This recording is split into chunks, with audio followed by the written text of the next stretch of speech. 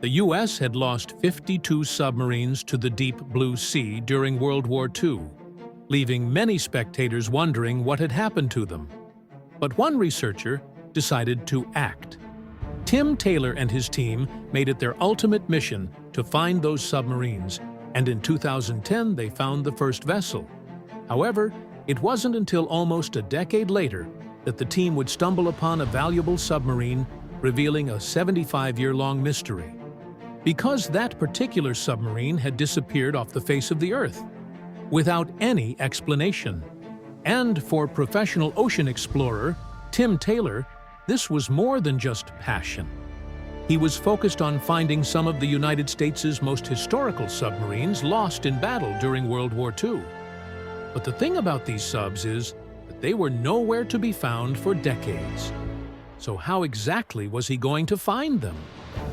Before we start our story, smash the like button.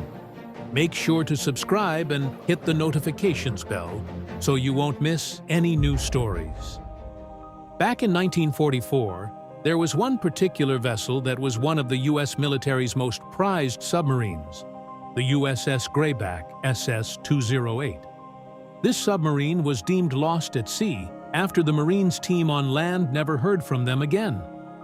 The location of where the submarine was lost, along with what actually happened to it, had haunted people for many years. So how exactly was this vessel lost at sea in the first place? The whole story begins during World War II. The USS Grayback had set sail out of Pearl Harbor towards the end of 1941 and ended up being one of the most important vessels during that time. Its sole purpose was to sink freight vessels, damage cargo ships, and take down the rival submarines. And that it did. Over the course of about 2 years, the submarine had been a part of 10 successful war patrol missions, hitting and sinking a total of 63,835 tons of cargo and 14 ships. 1942 was a big year for the USS Grayback.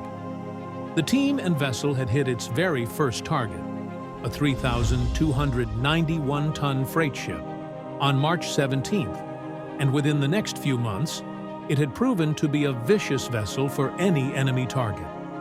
But damaging the enemy's cargo ships and subs wasn't the only thing the USS Grayback was known for. The vicious vessel also honorably assisted in the rescue of 6 survivors after a B-26 plane crashed in January 1943. Little did they know that just a year later, the submarine itself would be the one who needed rescuing. And since the USS Grayback was a submarine, the team on it was prepared to be out at sea for a long period of time. After all, they would be under the water and needed to be prepared for any and all scenarios. But after its 9th mission out to sea, the SS-208 made a safe return to shore to rest and prepare for its next war patrol. So far, things were going great for the sub and its crew. They returned to shore and were locked and reloaded for their 10th mission in January 1944. They set sail on January 28, 1944 from Pearl Harbor and had hit 2 more cargo ships within the next month. At that point, they were running low on torpedoes and were commanded to return back to shore to reload. Nobody would have ever expected what would happen next, though.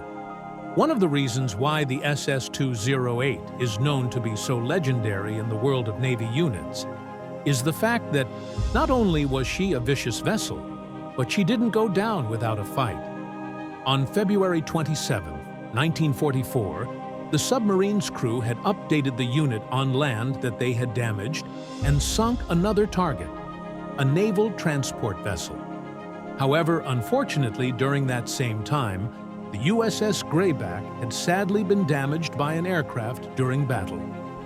That was the very last update that anyone ever received from its crew members aboard the submarine.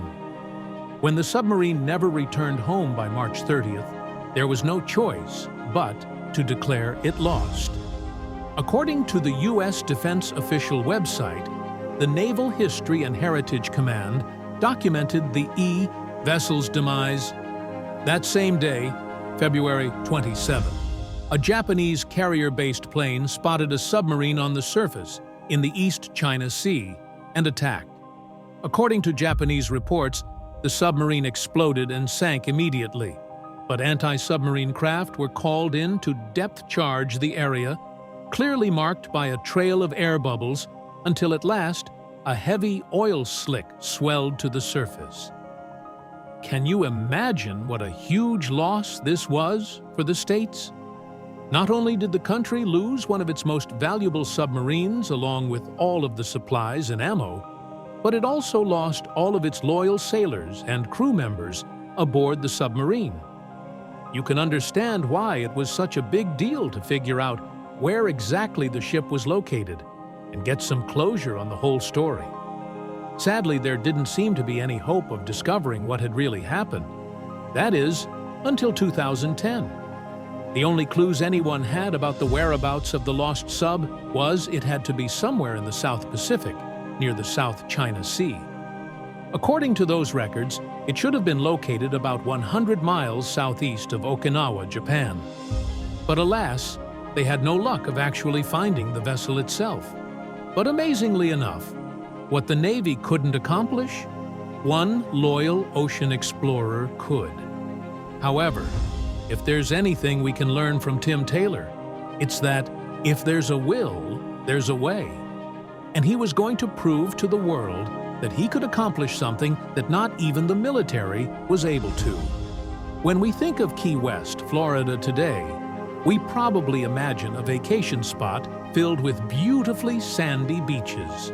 However, for the U.S. Navy's USSR-12 crew, it was anything but.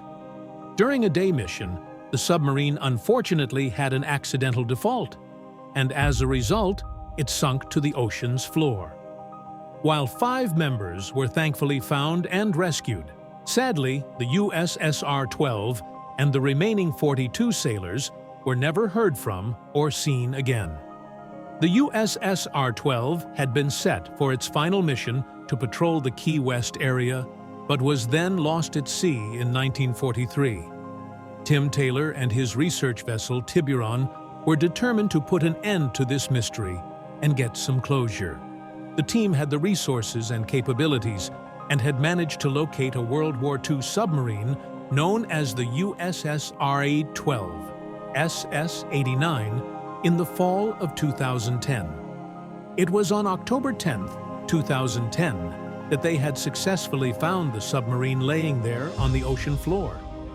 This successful find inspired and motivated Taylor to make it his mission to find other lost vessels, like the USS Grayback.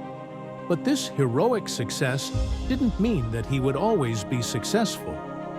Taylor and his team dove down and embarked on their first underwater expedition and successfully found one of the U.S. Navy's cherished submarines, the USSR-12. That amazing discovery would help them find other historical vessels too. But who exactly is this mystical Tim Taylor? And how would he be able to find the USS Grayback if the military couldn't? It all comes down to his ambitious passion and experience in the underwater world. Tim Taylor has been working in the underwater vehicle industry for about 3 decades when he set on his mission to find the USSR-12. In a 2015 interview with Marine Technology News, he shared, "I have been interested in exploration my entire life, and it has been a series of progressive steps, from physical exploration taking me to limits and wanting to go further. Years of support in underwater operations and explorations aboard my company's research vessels has given us the hands-on field knowledge of a broad base of disciplines." Tim Taylor didn't just work in the industry as an explorer. He is the CEO for Tiburon Subsea, a New York-based firm that automates underwater vehicles. Taylor further shared in 2015 that the company's focus is going beyond military applications and making autonomous equipment available on a timely, reliable basis. With that in mind, he launched his own private project to locate and learn about World War II vessels at sea using cutting-edge technology and search techniques. He titled the project the Lost 52 Project and had found 5 different submarines before tackling on the USS Greyback. Taylor and his team had located 5 different submarines within less than a decade. How exactly? By using a very special method. The very first step is all about pre-production and research.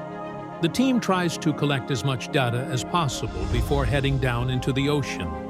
During this first step, they do as much research as possible, including finding any sources that might be able to help them. They usually look for documents, clues, and any historical data that can help them pinpoint the location or explain what might have happened when it sunk.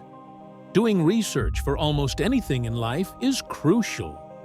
When it came to the USS Greyback, though, things didn't necessarily go according to plan. During their research, the team obtained Japanese documents containing coordinates of where a bomb had struck the USS Greyback on February 27, 1944. However, there was a critical error. The translated coordinates were off by 1 digit, shifting the location by over 100 miles. After correcting the mistake, the team set out for the new location.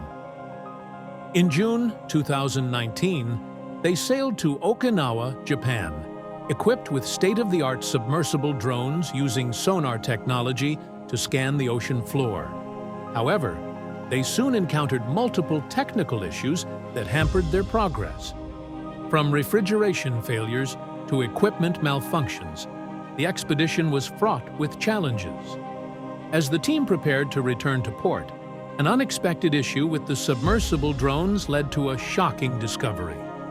While scanning the ocean floor, the camera moved from the bow to the bridge, revealing a plaque bearing the submarine's name. There was no doubt.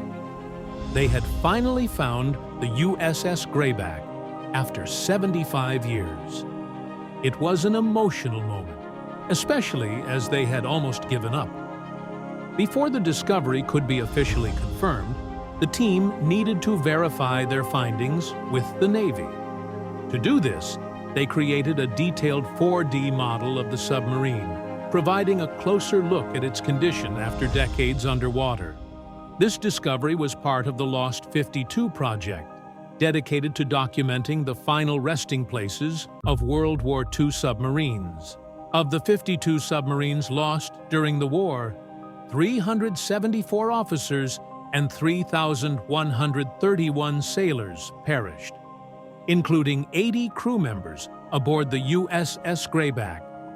For the families of those lost, the discovery brought long-awaited closure. The team ensured that relatives of the fallen sailors were informed before the news went public, giving them a private moment of reflection and remembrance. Losing a loved one without knowing their fate leaves a painful void. Taylor expressed, "It's a missing piece of their family stories and their legacy. It haunts them their entire lives. It's very sad, but rewarding to finally show these families where their loved ones made the ultimate sacrifice." For Kathy Taylor, the niece of a fallen USS Greyback sailor, the discovery was deeply personal. "I committed from the very beginning as a little girl that I was going to find him or keep his memory alive however I could," she shared with tears in her eyes. Thanks to the team's relentless efforts, not only was a historic mystery solved, but families were finally given the closure they had long sought.